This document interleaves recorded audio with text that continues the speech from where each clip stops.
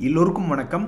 நல்லவாயன் சம்பாதிச்சதை நாரவாயன் பிடுங்கிட்டு போன மாதிரி ஷேர் மார்க்கெட்டில் நம்ம 12 கோடி சம்பாதிக்கிறது பெரிய விஷயம் இல்லை. நம்மள பல பேர் ஒரு காலத்தில் 12 கோடி அல்லது கோடி கணக்கில் நம்ம சம்பாதிக்கத்தான் போகிறோம். ஆனால் நம்ம கஷ்டப்பட்டு சம்பாதிச்சதை வேறு யாராவது நம்மளை ஏமாற்றி பிடிங்கிற மாதிரி ஆகக்கூடாது. ஒரு நண்பர் கடந்த 10 வருஷத்துக்கு முன்னாடி 50 லட்ச ரூபா ஷேர் மார்க்கெட்டில் போட்டு 12 கோடியாக சம்பாதிச்சிருக்காப்புல. அதுக்கப்புறம் என்னாச்சுன்னா அவருக்கு ஒரு மாதத்துக்கு முன்னாடி ஒரு கால் வருது, இந்த மாதிரி ட்ராயிலிருந்து வருது, உங்களுடைய ஃபோன் நம்பரை யூஸ் பண்ணி இல்லீகல் ஆக்டிவிட்டீஸ்க்கு உபயோகப்படுத்தியிருக்காங்க, அதை பற்றி உங்களை விசாரிக்கணும், உங்களை நீங்களே டிஜிட்டல் அரெஸ்ட் பண்ணிங்க, கதவெல்லாம் போட்டு ஜன்னலை சாத்திட்டு உள்ள நடு ரூமில் உட்காந்துங்க, உங்கள்கிட்ட என்கொயரி பண்ணணும் அப்படின்றது உங்களுக்கு தெரியாதில்ல. அந்த மாதிரி ஒரு ஃபோர்ஜரி போய்கிட்டு இருக்கு.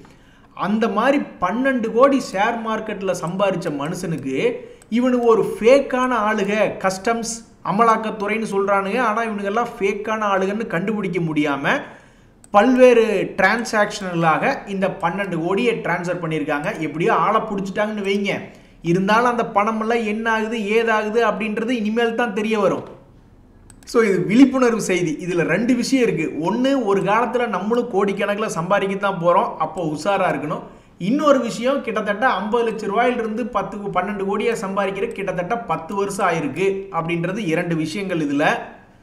இதில் மூணாவதாக ஒரு விஷயம் இருக்குது. என்ன அப்படின்னா, ஷேர் மார்க்கெட்டில் சமீபத்தில் கடந்த 8 மாதத்தில் வந்திருந்தா நாங்களே நஷ்டத்தில் தான் உட்காந்துருக்கோம், நீ எங்களை எந்த ஃபோர்ஜரி பண்ணாலும் தம்படிக்கு கூட பிரயோஜனம் இல்லைடா அப்படிங்கிற நிலமையில தான் நிறைய பேர் இருக்கோம். இதுக்கு முன்னாடி வாங்கினவங்கெல்லாம் லாபத்தில் ரொம்ப ஜாலியாக இருக்காங்க. அவங்கெல்லாம் நல்லபடியாக பார்த்து உங்களுடைய பணத்தை பாதுகாத்துங்க, எந்த விஷயத்துலையும் ஏமாந்துடாதீங்க.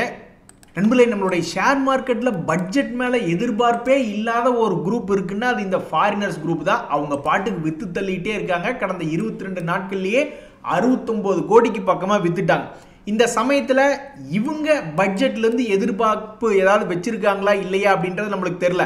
ஆனால் நம்மளுடைய கோரிக்கை என்னென்னா, இந்த எஃப்ஐஸின் சமாதானப்படுத்தும் வழியாக ஏதாவது ஒரு பட்ஜெட்டில் அறிவிப்பு இவங்களுடைய செல்லிங் ப்ரெஷரை நிறுத்தி விடுற மாதிரி ஏதாவது சமாதானப்படுத்தும் வரையில் ஏதாவது ஒரு விதமான ஒரு நல்ல செய்தியாக இந்த பட்ஜெட்டில் சொன்னாங்கன்னா இவங்களுடைய செல்லிங் ப்ரெஷர். ஏன்னா அடுத்த வாரத்தில் 6 நாள் நம்மளுடைய ட்ரேடிங் டே, திங்கக்கிழமையில் ஆரம்பித்து சனிக்கிழமை வரைக்கும். ஏன் அப்படின்னா சனிக்கிழமை தான் பட்ஜெட் அறிவிப்பு வருது. அதனால் அடுத்த 6 நாட்கள் மிகப்பெரிய ஒரு ஆட்டமாக இருக்க போகிறது. அதுக்கப்புறமும் ஒரு 6 நாள் மேபி ஒரு ஆட்டம் இருக்கலாம். ஏன்னா ஆர்பிஐனுடைய இந்த வருஷத்தினுடைய ஃபர்ஸ்ட் மீட்டிங்கும் வருது. ஸோ ஏதாவது பெருசாக செஞ்சு விடுங்க, நீட்டி மட்டும் படுத்துறாதீங்க.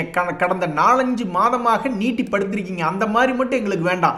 ஏதாவது பெருசாக மேலே ஒரு 25,000 நிஃப்டியோ அல்லது 20,000 வர்ற மாதிரி ஏதாவது பெருசாக ஒரு 2,000 பாயிண்ட்டுக்கு ஏதாவது அடுத்து வரக்கூடிய ஒரு 10 நாளில் பண்ணி விடுங்க அப்படின்றதான் எங்களுடைய கோரிக்கை. பாருங்க, செல்லத்துக்கு ஒன்றுமே தெரியல அப்படின்னு இந்த எஸ்பிஐ கார்ட்ஸ் பற்றி பேசுகிறப்போல ஒரு நண்பர் சொல்லுவார், அது ஏறாதுங்க அப்படின்னு, ஏன்னா நான் பல்காக வாங்கி வச்சிருக்கேன் அப்படின்ட்டு. உடனே அந்த செல்லத்துக்கு கோவம் வந்துருச்சு. இப்போ போய் நான் எடுத்து பார்க்குறேன், கடந்த சில நாட்களாக மேலே வந்த பங்குகள்லாம் யார்ப்பா இருக்கீங்க அப்படின்ற மாதிரி போய் பார்த்தா, அண்ணே நான் வந்திருக்கேன் அப்படின்னு சொல்கிறான். எஸ்பிஐ கார்ட்ஸ் யாருனாலையுமே நம்ப முடியல. வாட் அ மெடிக்கல் மிராக்கிள் அப்படின்ற மாதிரி செல்லத்துக்கு கோவம் என்ன பண்ணியிருக்கு.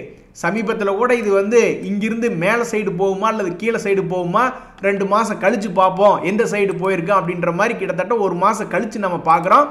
டபுள் பாட்டம் அப்படின்ற மாதிரி ஒரு கான்செப்ட் ஷேர் மார்க்கெட்டில் இருக்குது. அதில் இது ஒர்க் ஆகி 660 ரூபாயிலிருந்து 760 ரூபா ஒரு ஷேருக்கு 100 ரூபா ஏறி காமிச்சிருக்கான். இட்ஸ் அ மெடிக்கல் மிராக்கிள் அப்படின்ற மாதிரி தான் அந்த நண்பர் இப்போ நினச்சிக்குவார். அதில் பாருங்க, அவருடைய ராஜதந்திரத்தை, ஒரு ஷேரை வாங்கி வச்சுக்கிட்டு அது இறங்கும் அப்படின்னே மனசில் நினச்சிக்கிட்டு இருந்திருக்காரு. கடைசியில் பார்த்தா அவருக்கு ஒரு ஷேருக்கு 100 ரூபா லாபம் ஆயிருக்கு.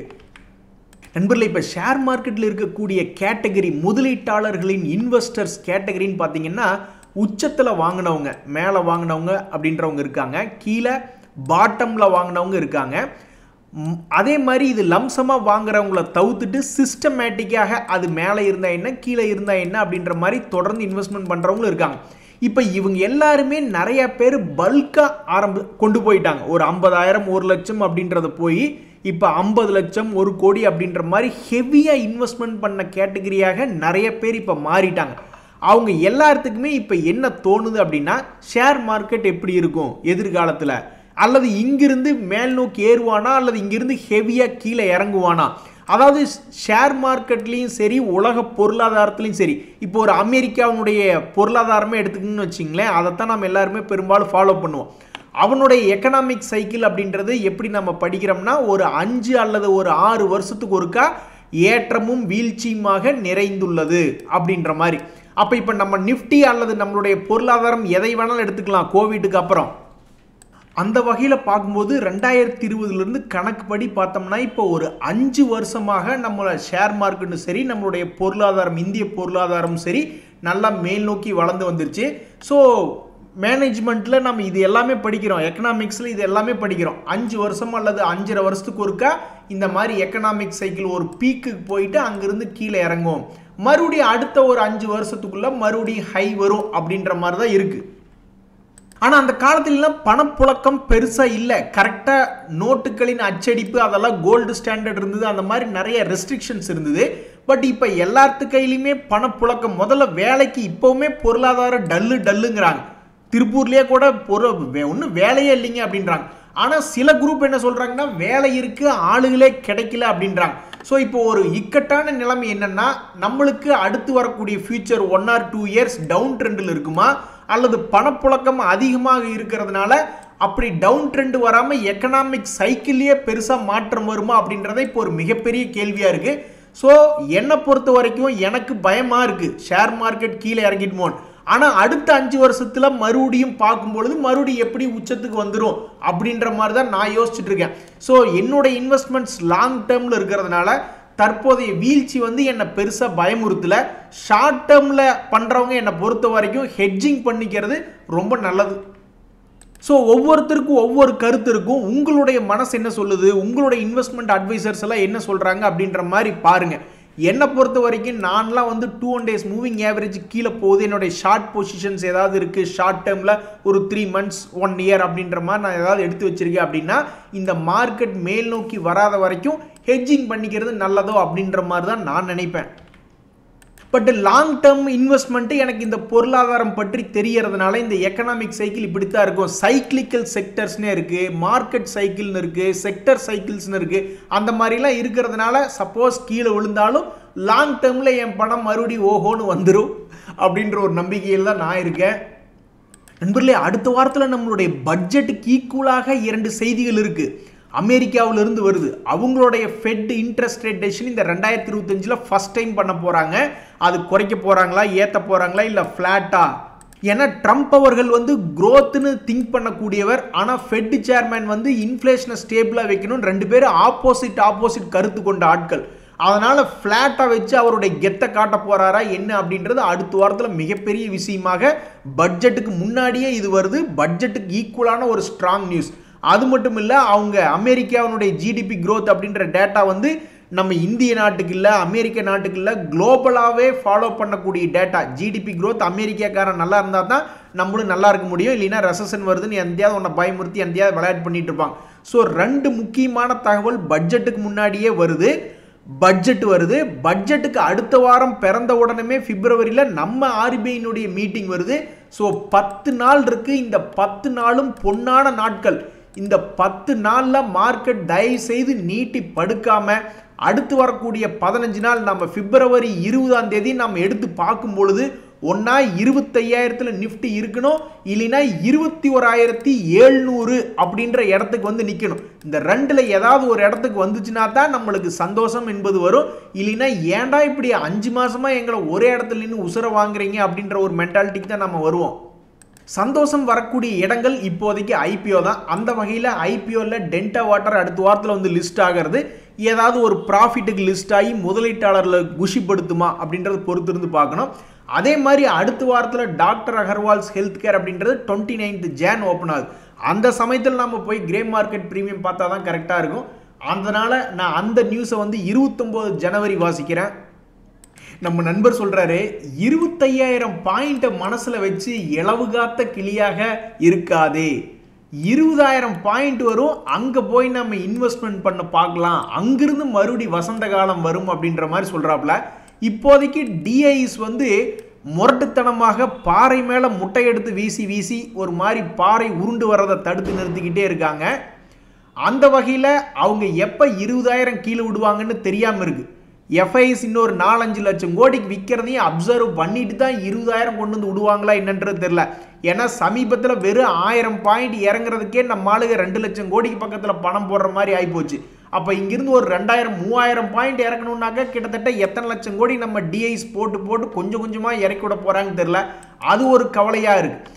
நம்ம நண்பர் சொல்கிறது இன்னொரு முக்கியமான விஷயம்தான். தத்துவம் எல்லாத்துக்குமே வருது, எல்லாருமே நம்ம தத்துவம் பேசுகிறோம். ஆனால் நடைமுறைக்கு எது சாத்தியமாகுது? நம்ம நண்பர் கூட சொல்கிறாரு, ஷேர்ஸை வாங்கி வச்சுக்கிட்டு அது மண்ணுக்குள்ளே போட்ட மாதிரி அதை எடுத்து பார்த்துட்டு இருந்தால் அது எப்படி வளரும், அதை டைம் கொடுக்கணுன்றாரு. அவர் சொல்கிறது 100% உண்மை. ஏன் அப்படின்னா, ஒரு ஷேர் நம்ம இந்த இடத்துல வாங்குகிறோம், அது இங்கிருந்தே கூட ஏறலாம், அல்லது அதில் பாதாளத்துக்கு கூட போயிட்டு மறுபடியும் மேல் நோக்கி ஏறி வரலாம். மண்ணுக்கடியில் அது எவ்வளோ தூரம் கீழே வேற கொண்டு வருதுன்னு தெரியல. உங்களுக்கு எக்ஸாம்பிள் சொல்லட்டுமா? இந்த நாட்கோ ஃபார்மான்னு ஒரு ஷேர் பல பேர்த்த மண்ணுக்குள்ளே போட்டு புதைச்சிட்டான் ஒரு காலத்தில். எங்கன்னா 1150 ரூபா ரேஞ்சில் இருந்த ஒரு ஷேர் வெறும் 400 ரூபா போயிடுச்சு. ஸோ 1150 ரூபாய்க்கு வாங்கினவங்களும் நஷ்டமாக தான் இருப்பாங்க, 800 வாங்கினவங்களும் நஷ்டமாக இருப்பாங்க, 400 ரூபாய்க்கு வாங்கியிருந்தவங்களும் 2023 வரைக்கும் நஷ்டமாக தான் இருந்திருப்பாங்க. அதுக்கப்புறம் பார்த்தா அது முளைச்சி வந்துருச்சு. அது எடுத்துக்கொண்ட காலங்கள்னு பார்த்தா 4 to 5 வருஷம். அதே மாதிரி தைரோகேர்னு ஒரு ஷேர் ஒரு இடம் கோவிட் சமயத்தில் டயக்னாசிஸ் பேசிஸில் இவனை 1300 வரைக்கும் கொண்டு வந்துட்டாங்க. அங்கிருந்து மண்ணுக்குள்ளே போய் படுத்தவன் தான் இவனு 400 ரூபா வரைக்கும் போய் படுத்துட்டான். ஸோ எந்த இடத்துல வாங்கியிருந்தாலும் 400 ரூபாய்க்கே வாங்கியிருந்தாலும் நஷ்டம் அப்படின்ற இருந்த சமயத்தில் மறுபடி திரும்பி 1100 ரூபாயெல்லாம் வந்திருக்கான் பாருங்க. ஸோ நீங்கள் சொல்கிறது எல்லாமே லாஜிக் வைஸ் கரெக்டு தான். பட் இருந்தாலும் ஷேர் மார்க்கெட்டில் நம்மளுக்கு லாபம் மட்டுமே வேணும், கீழே போக விட்டுட்டு நம்ம போய் வாங்கிக்கலாம் அப்படின்னு நினச்சி வாங்கி மறுபடியும் மேல் நோக்கி வந்து விற்கிறதுக்கு சில பேர்த்துக்கு தான் தெளிவான ஒரு சந்தோஷமாக இருக்குது. ஆனால் ப்ராக்டிக்கலாக பார்த்தோம்னா நம்மளுக்கு மார்க்கெட் இறங்கவே கூடாது, வாங்கின பாயிண்ட்லேருந்து ஏறிக்கிட்டே இருந்தால் மட்டும்தான் ப்ராக்டிக்கலாக பார்க்கும்போது உடனுக்குடனே நம்மளுக்கு சந்தோஷம் கிடைக்கிது. மற்றபடி கீழே இறங்கி விட்டுட்டு வாங்கிக்கலாம் அப்படின்னா அப்போ புதுசாக வாங்குறவங்களுக்கு வேணால் ஒன்றும் பெருசாக பிரச்சனை இல்லை. பட் ஏற்கனவே வாங்கி வச்சவங்களுக்கு கண்ணு முன்னாடி 40% 80% இறங்கும் பொழுது அட கடவுளே அப்போவே முதலே லாபம் விற்று பார்த்துருக்கலாமே அப்படின்றதான் ப்ராக்டிக்கல் மைண்ட் செட்டாக வருகிறது. ஸோ என்னை பொறுத்த வரைக்கும் ப்ராக்டிக்கலாக பார்க்கும்பொழுது ஷேர் மார்க்கெட் ஏறிக்கிட்டே இருந்தால் தான் நம்மளுக்கு சந்தோஷம் என்பது வருது. இன்றைய செய்திகள் அனைத்தும் உங்களுக்கு மகிழ்ச்சி இருந்தால் எனக்கு சந்தோஷம் தான். நாளைக்கு நாம் களத்தில் சந்திப்போம். அடுத்த 10 நாட்களில் படார் சடார்னு ஏதோ ஒன்று நடக்க போகுது. பிப்ரவரி 20க்குள்ளே ஏதாவது ஒரு முக்கியமான அளவில் மார்க்கெட்டை கொண்டு போய் நிறுத்தினாங்கன்னா ரொம்ப சந்தோஷமாக இருக்கும். ரொம்ப நன்றி, வணக்கம்.